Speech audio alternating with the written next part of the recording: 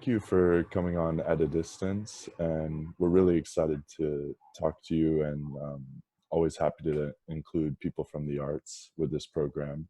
Um, I was curious, what does a day look like for the executive director of such a large organization?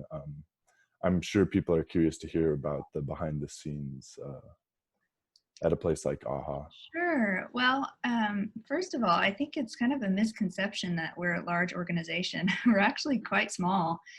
We have a budget of about $2 million annually, and we have 12 full-time people and about 20 part-time. Mhm. So, we're small to medium in terms of nonprofit organizations, but we do a lot.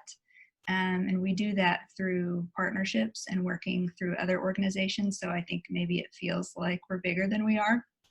But a day in the life of any nonprofit executive director, honestly, is difficult to define because every day is different. But for me personally, it's a mixture of checking in with staff to make sure that plans are moving forward. It's speaking to board members. It's working on strategy. It's talking to donors and doing fundraising, doing a little grant writing of my own, meeting guests when they come in. All of those things. An executive director, especially for a smaller organization, kind of has their hands and their minds and a little bit of everything that the organization does. I was considering that because on the surface, most people just come in contact with the exhibits or stop by there on First Friday. But AHA offers a lot of programs such as the classes that go on. And we've always featured those on Root's website, but most people probably aren't aware that AHA has photography classes, at times printmaking or jewelry That's classes. right. Yes, we do all kinds of classes for different levels and different disciplines. So from beginner to expert. And we post our classes every semester, so kind of on a semester basis, and it changes up each time. So I would encourage anybody who's interested to just look at our schedule of classes on a semester basis. But we do some fun things too. We do epoxy classes and iPhone photography and storytelling and everything kind of in between. And there's also studio space for working artists in the Tulsa area, right? That they can, Correct. yeah. Yes, we have a couple of programs that give practicing artists access to our studios. We have a membership program that gives them kind of unlimited scheduled access through the year, and then you can pay by the hour as well if you're not interested in the membership. We give access to our media lab and large format printers, our dark room, our metals lab, and our printmaking studio. Okay. And I read your opinion piece in the Tulsa World that came out in March about COVID-19 and how small and large organizations in Tulsa may be reacting to that. So over 3 months later, um, how have things shaken out for you guys? We just opened, for AHA specifically, we just opened the Experience Imagine. It's our immersive art installation on the second floor. And we had a really great weekend. We sold out this last weekend on Friday, Saturday, and Sunday. So that's a good indication, I think, that, we did sell out because we're kind of limiting visitation for safety reasons. But I do think it's a good indication that people are ready to engage in the arts again in a safe way and start to visit our institutions again. But honestly, it's not any easier than it was 3 months ago for arts Yeah. organizations. And for performing arts in particular, most performing arts organizations have canceled their fall season and are considering what spring looks like. And if there's no performances, then artists aren't getting paid and funds aren't coming in and sponsorships and donations. And so it's not necessarily any easier. It's actually getting a little more difficult. I imagine there's a completely different reaction and experience between a gallery space or a performing arts organization. How has it affected AHA most critically? For us, gosh, it's kind of multifaceted.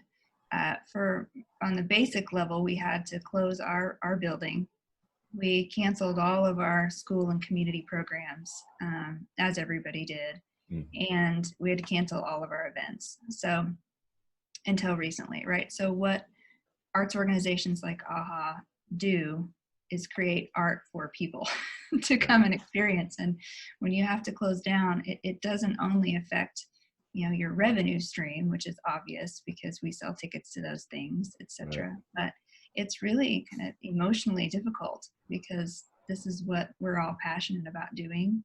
And it's a challenge to stay motivated and positive when you're not able to do what you're passionate about. So that's been difficult. I will add that you know, getting donations for nonprofit organizations has also been a challenge in this time for arts specifically, because um, rightly so, a lot of individuals and foundations and corporations are looking to help individuals through direct service and social services, which is extremely important.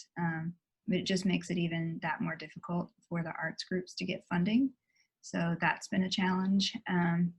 And yeah, I mean, that those are the basic things, is revenue and donations, and then just we miss our people.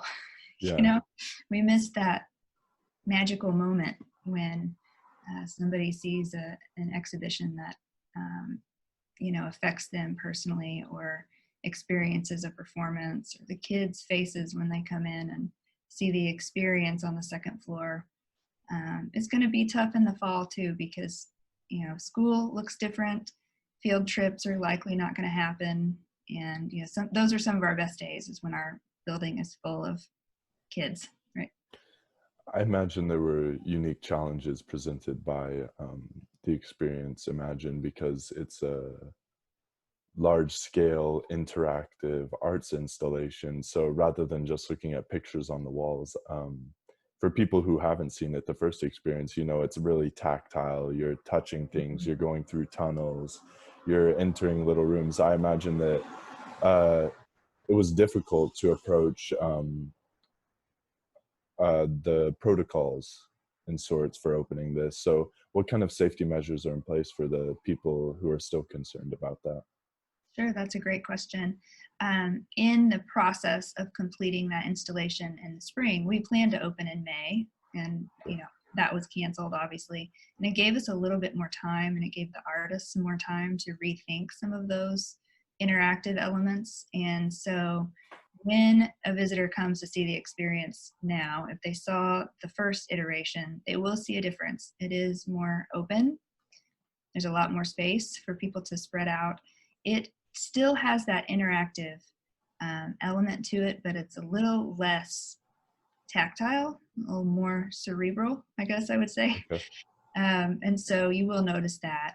And then in addition to that, our entire building has strict protocols where, like I mentioned before, we're limiting the number of people that can even be in the building, requiring masks. We have the hand sanitizer everywhere. Our staff is trained to clean and disinfect everything on a really set schedule. So we're maintaining all of those procedures in our studio on the third floor, where people can kind of make their own art and pick up tools and use them. We have a process for sanitizing tools after somebody uses it, so that those things never get used twice. But the experience has a little more acrylic over some things that you would have been able to pick up before, right? Yeah. But I don't think that it diminishes the, um, you know, the wow factor or the spark of creativity that it gives you in the least. Of course. And let's talk about the exhibit itself. Sure. I was a big fan of the first iteration of this that opened in 2018, correct? And ran Right. for about 2 years before Mhm. this one took its place. Can you talk about what the space is like, and maybe about some of the artists involved in this program? Sure, I'd love to. So the experience takes place on the entire second floor of the AHA Hardesty Center. And we worked this time with 6 individual Tulsa-based artists. So they are all local. And they each got a zone of the second floor, so kind of a discrete space to turn that space into a immersive installation. And what we mean by that, if people aren't familiar, is really an art experience that you walk through and experience on multiple dimensions and through, you know, multiple kind of touch points. And so it's not setting back and looking at art on the wall, it's walking through it and exploring it. So I like to describe it as walking through the mind of the artist. So it really is what it feels like. These individual artists each come up with their own kind of world and they put it out there in 3D for you to Yeah. explore. So, you know, it's really a fun process, and it's been really fun doing it the second time and seeing how a new group of artists come up with completely new concepts again.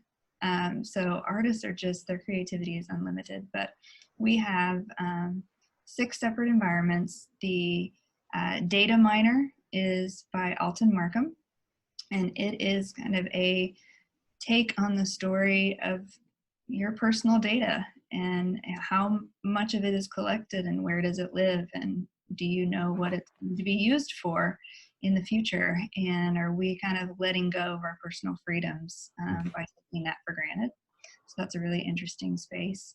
And then Emily Simons has the Tempest Parallax, is like a space station in another time, and one woman lives on the space station, and you get to explore it and kind of explore her world. There's some video interactivity, so you can read some emails maybe that she's received and watch some videos and try to put the story together of who she is and what's happening there. And there's some elements in that space that's going to change over time. And then there's another sort of futuristic space-themed installation called Into the Wormhole by John White. And in that one, you get to actually go into a spaceship, and there's a lot of really great interactive things you can do in there that are safe in COVID times.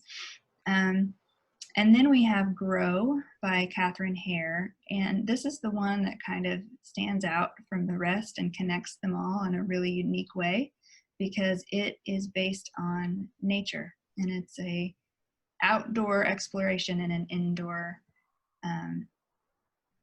gallery. And so it's really hard to describe it. You have a full moon and fireflies and lichen that's taking over the forest. And then we have Woo by Justice Gutierrez. And this one is kind of like a familiar space in your home, but in really kind of flat dimensions and pastel colors. So almost like you took a passageway into a video game maybe, or a cartoon, and you get to explore that environment and kind of see things that are familiar but in an unfamiliar way, which is cool. And then we have Together by Andy Arkley, and this is a projection mapping music and video installation that you get to interact with. And there are several buttons that people can push to make the thing go, right? And the reason it's called Together is because you make the sound together with different people, and each time you're in there interacting, you're going to get a different result. So there's music throughout the entire installation, there are lights, there are things that you can interact with. And it really does transport you out of today's world into an entirely new world and environment. And I think that's something that we all need right now. It's kind of a respite from the outside world, right? How difficult is it to set up these experiences and make it so seamless? How much planning goes into that? Because seeing the first iteration of this, it's incredibly complex, and it just flows together, and it's such a large scale environment. Well, we spend, at least a year working on these installations. The artists are identified, well before they're able to work on site, and they work off-site and work on their plans. And there are regular meetings with the artists and with the staff so that all of those things can be discussed. Like, how are we going to transition from this space to that space? But I'll tell you, a lot of it really is just serendipitous. Artists are really interesting, cerebral individuals. And when you put them in a space, like this. I've seen it now play out twice. They have their own space that they can turn into their own environment.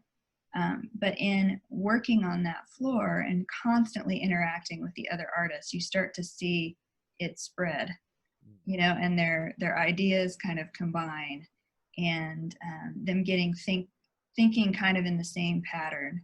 And that just happens organically, and it's really great to watch.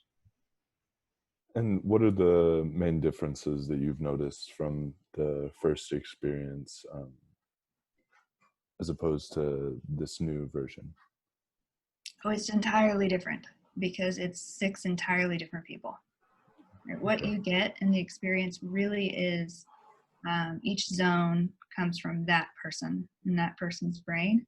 And so I don't think it's ever going to be the same when you bring in a new artist to realize their vision. So it's entirely different, but equally wonderful.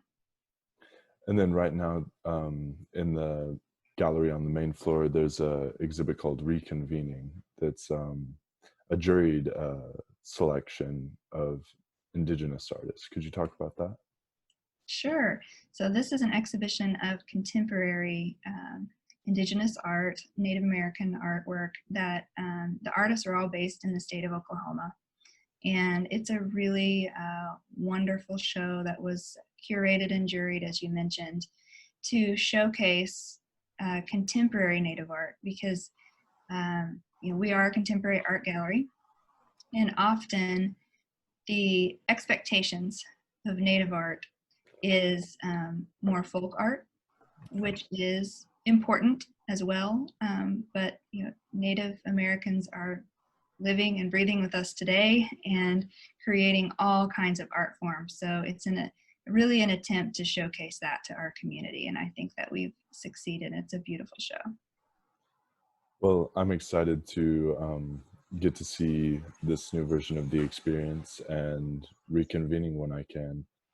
Thank you for talking to me. And the last question is, I ask everybody who comes on at a distance, what is one thing that you miss from pre-COVID times that you maybe haven't got to experience due to the pandemic? Something you miss and can't wait to get back to. Well, what I miss the most, really, and especially in my job, is being around people and having this building full of people, and particularly kids. Kids Yeah. on field trips are the best. When my office is right here by the front door, and when I can't concentrate or do a meeting like this because there's kids in the lobby screaming and laughing and having fun, that's the best day ever. So I can't wait till we get back to that. That's great. I've always definitely thought of AHA as a place for all kinds of people, and Great, thank you. it's a That's wonderful our mission. organization. We're happy to have you on. Thank you so much. I appreciate it.